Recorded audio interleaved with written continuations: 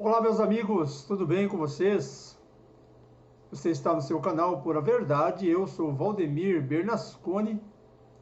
O objetivo desse canal é mostrar verdades tão necessárias diante de um mundo envolto em densas trevas morais, onde prevalecem corrupções humanas e mentiras proliferam.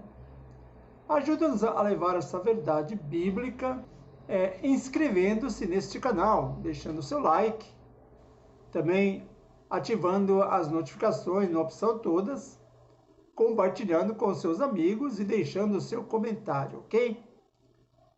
Meus amigos, se você fizer assim, outras pessoas vão receber essas mensagens de esperança, uma vez que vivemos em um mundo cheio de corrupção e cada um prega a sua verdade, ok?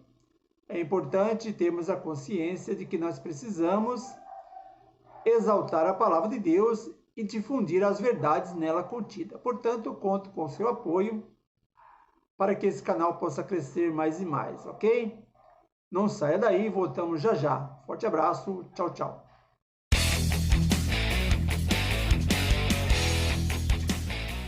Amigos, muito boa tarde. Graça e paz da parte de nosso Senhor e Salvador Jesus Cristo. Estamos aqui para falar sobre um assunto importante. O que a Bíblia diz sobre o inferno? Antes de nós adentrarmos a esse assunto tão importante, nós vamos ter uma palavrinha de oração. Amém? Ore comigo assim. Pai nosso que estás nos céus, santificado seja o teu nome. Senhor, muitas pessoas fogem desse assunto relacionado ao destino eterno. Uns acham que vai diretamente para o céu se for bonzinho, o outro vai para o inferno se for mal. Mas veremos nesse estudo, Senhor, o que a tua palavra nos orienta. Portanto, pedimos a presença, a companhia do teu Espírito Santo, para dar-nos o maior esclarecimento possível, a fim de que não sejamos tentados e não caiamos no engano. Ajuda-nos, Pai, por sua misericórdia, em nome do Senhor Jesus. Amém. Muito bem, amados. Queridos, o inferno não é um tema muito popular. Na verdade, a maioria dos cristãos acha que não é bom trazer à tona esse assunto, né? Mas Jesus não tinha nenhum receio quanto a isso. Na verdade, ele talvez tivesse mais o que dizer sobre esse assunto do que qualquer outro personagem bíblico. Naturalmente, quando alguém pensa na história do inferno, é difícil descobrir por que a doutrina caiu em desfavor. Muitas pessoas preferem nem comentar sobre esse assunto. Basta apenas relembrar o ensino da igreja medieval, né? A tortura sem fim, num fogo inextinguível, para rapidamente desenvolvermos uma aversão ao tema. Essas torturas desumanas, queridos, fazem Hitler e Stalin parecerem bonzinhos, parecerem fichinhas, né? Quando esse quadro em mente, não é de admirar que Ellen White tenha dito o seguinte: está além do espírito humano avaliar o mal que tem sido feito pela heresia do tormento eterno. As opiniões aterrorizantes acerca de Deus, que pelos ensinos do púlpito são espalhados pelo mundo, tem feito milhares e mesmo milhões de céticos e incrédulos. Grande Conflito, página 536. O fato, porém, amigo, de alguém ensinar algo errado sobre um tópico não nos deve fazer rejeitar a verdade sobre o assunto. O fato é que Deus é amor. E todos quantos vão finalmente se encontrar com Ele em seu reino viverão de acordo com este princípio. Entretanto, Deus não quer e nem força ninguém a amar ou ser amoroso. Portanto, em consequência disso, Deus é forçado a tomar uma decisão.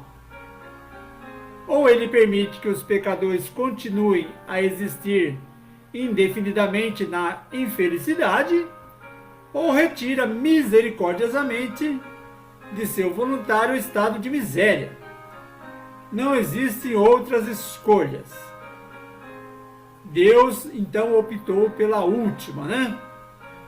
A Bíblia diz que o salário do pecado é a morte, e não a imortalidade no inferno. Romanos 6, verso 23. Sendo assim, queridos, Apocalipse 20, verso 9, deixa claríssimo que o fogo do inferno consome os ímpios. Os resultados são eternos, não a causa. O fogo não é eterno. O eterno é a consequência de uma vida de pecados.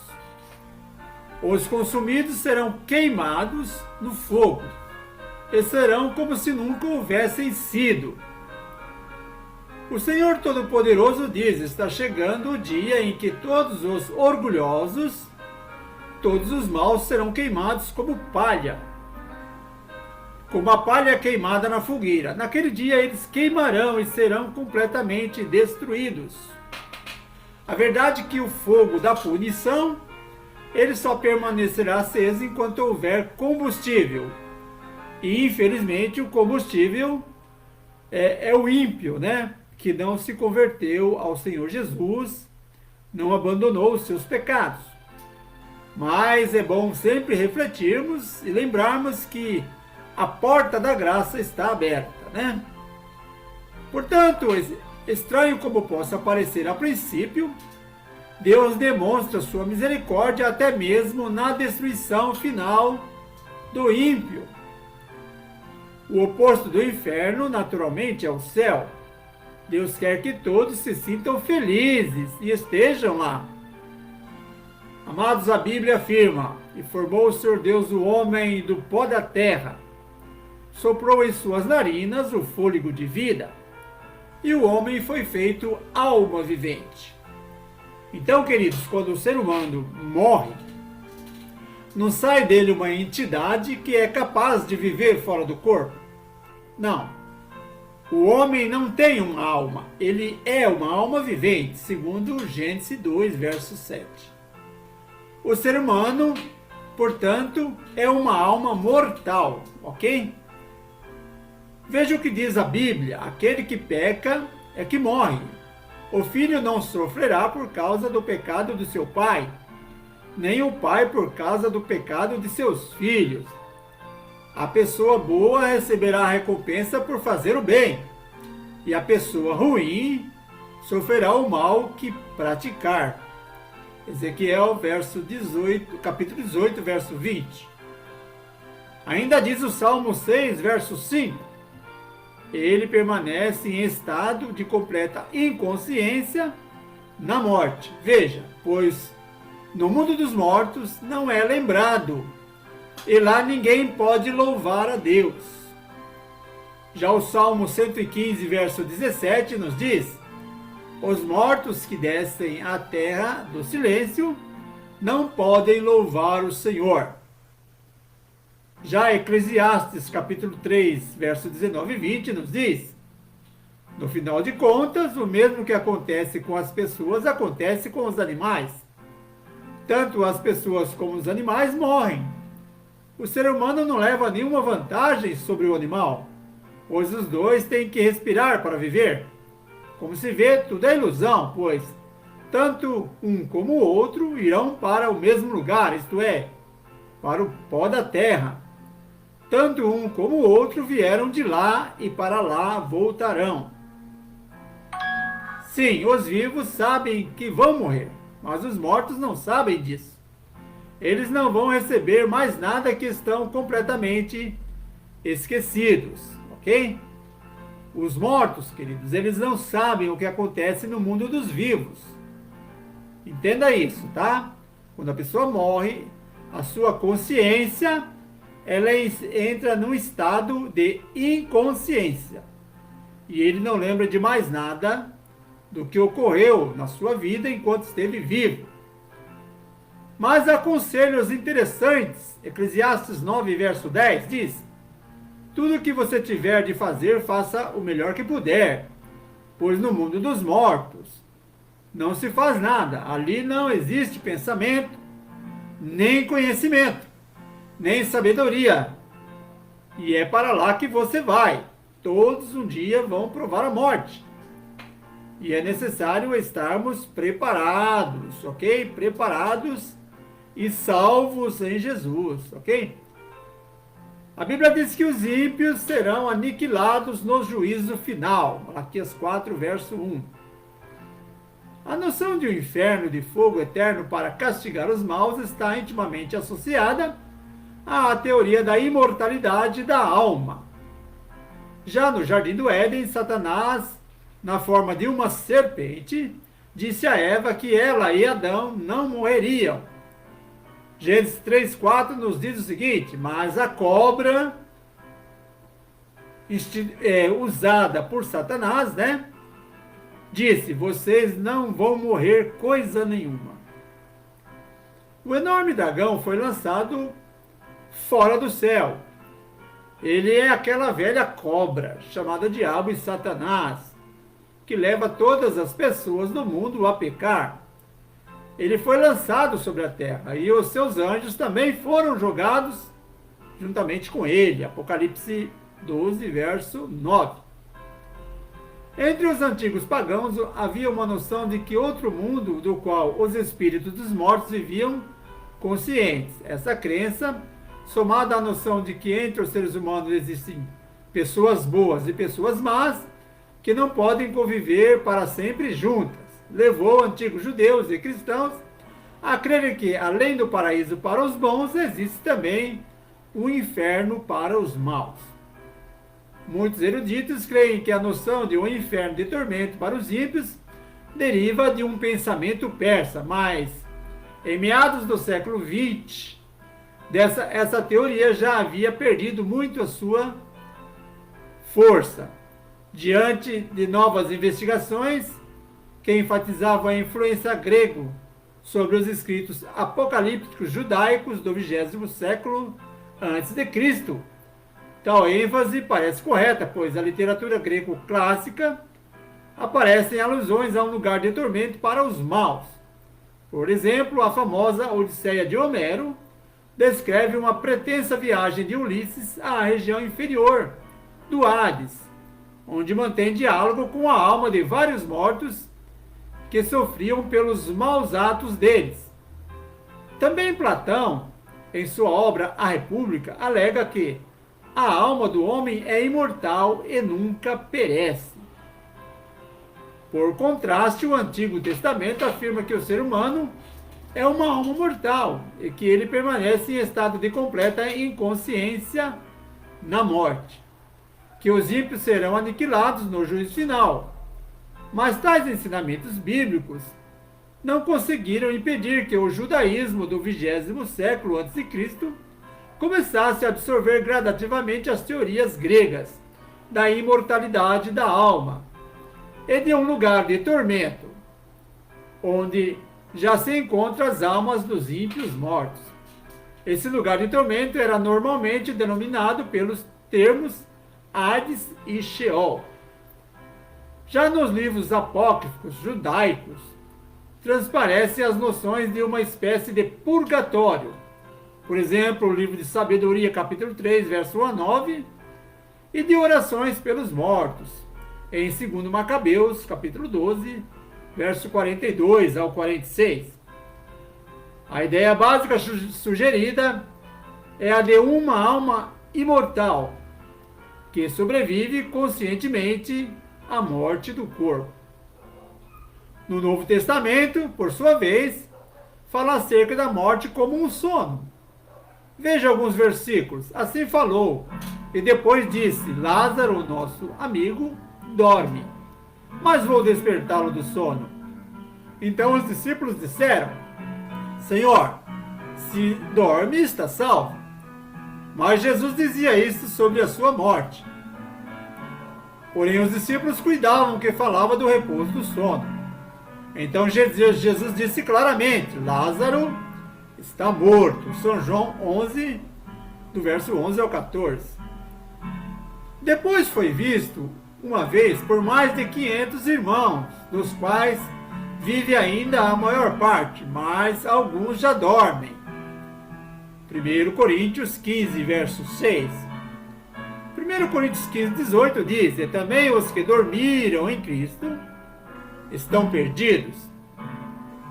Mas, de fato, Cristo ressuscitou dentre os mortos e foi feito a primícia dos que dormem. 1 Coríntios 15, verso 20. A Bíblia ainda diz: Eis aqui vos digo um mistério. Na verdade, nem todos dormiremos, disse o apóstolo Paulo, mas todos seremos transformados. 1 Coríntios 15, 51. E ele continua: Não quero, porém, irmãos, que sejais ignorantes acerca dos que dormem, né? Para que não vos entristeçais como os demais, que não têm esperança. Porque se cremos que Jesus morreu e ressuscitou, assim também os que em Jesus dormem, ou seja, que estão mortos, Deus os tornará a trazer com ele. Dizemo-vos, pois isto, pela palavra do Senhor, que nós, os que ficarmos vivos para a vinda do Senhor, não precederemos os que dormem, ou seja, não precederemos os que já morreram. 1 Tessalonicenses 4, verso 13 a 15. E continua aí dizendo: Onde está a promessa da sua vinda? Porque desde que os pais dormiram, ou seja, desde que os pais morreram, todas as coisas permanecem como desde o princípio da criação, disse o apóstolo Pedro em sua segunda carta, capítulo 3, verso 4. Amados, a Bíblia fala da ressurreição como a única esperança de vida eterna. Ela diz: Não vos maravilheis disso, porque vem a hora em que todos os que estão na sepultura ouvirão a sua voz, e os que fizeram o bem sairão para a ressurreição da vida, e os que fizeram o mal para a ressurreição da condenação. São João 5, verso 28 e 29. Mas o cristianismo pós-apostólico também não conseguiu resistir por muito tempo à tentação paganizadora da cultura grego-romana e passou a incorporar as teorias da imortalidade natural da alma e de um inferno de tormento já presente. Além de conflitar com os ensinos do Antigo e Novo Testamento, a teoria do inferno eterno também conspira contra a justiça e o poder de Deus. Porque uma criança impenitente, que viveu apenas 12 anos, deveria ser punida nas chamas infernais por toda a eternidade? É a pergunta que se faz, né? Não seria essa uma pena desproporcional e injusta? Se o mal teve um início, mas não terá um fim, ou seja, é eterno, não significa que Deus é incapaz de erradicar o mal, a fim de conduzir o universo a uma perfeição original? Cremos, amados, portanto, que a teoria de um tormento eterno no inferno é antibíblica e conflitante contra o caráter justo e misericordioso de Deus. Amém? Então é isso, querido. A pessoa que morreu, ela está num estado de inconsciência. É por isso que Deus condenou o rei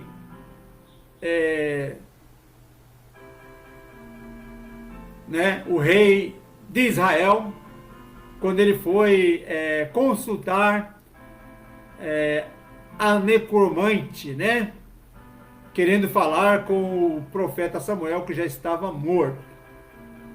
Isso é pecado, os mortos não sabem de nada. Em favor dos vivos, meus queridos, devemos consultar a palavra do Senhor, a lei de Deus. Amém? Que é a nossa única salvaguarda contra o engano de Satanás. Que Deus abençoe a sua vida. Que o amor de Deus, a graça de Jesus e a comunhão no Espírito Santo esteja com você, hoje e sempre. Amém. Forte abraço. Até a próxima. Tchau, tchau.